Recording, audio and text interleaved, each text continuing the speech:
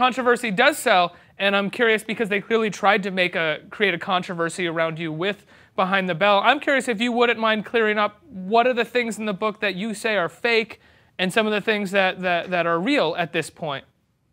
Well, like I said, I mean, there's certain things that were just not used at all. There were certain things that were throwaways. I think one of the biggest was that, like I had mentioned that Mark Paul got called up to the office a lot. They spent a lot of time up there, and it was more of like there was more planning. I mean, this came off the tail end of talking of, because we didn't talk for long and it was on different days.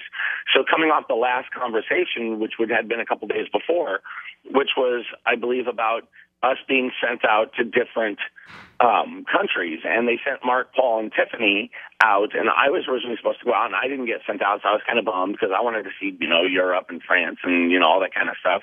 And they got sent out there, and they were called up to Peter's office a lot, which the second conversation turned into this weird sexual thing of, people that were being called up there for some sort of weird who knows what, which is not where I was going with my conversation at all.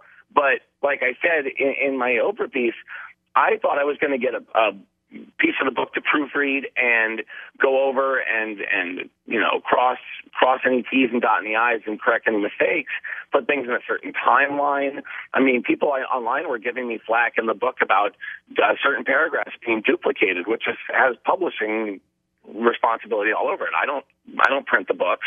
Right. And so it was this really massive fallout. And I was just so shocked to sit back and read this book and think, wow, this is supposed to be my story is coming from me. And I'll tell you this, the biggest part of this is that I wanted to write a book about all the crazy things that have happened in my life.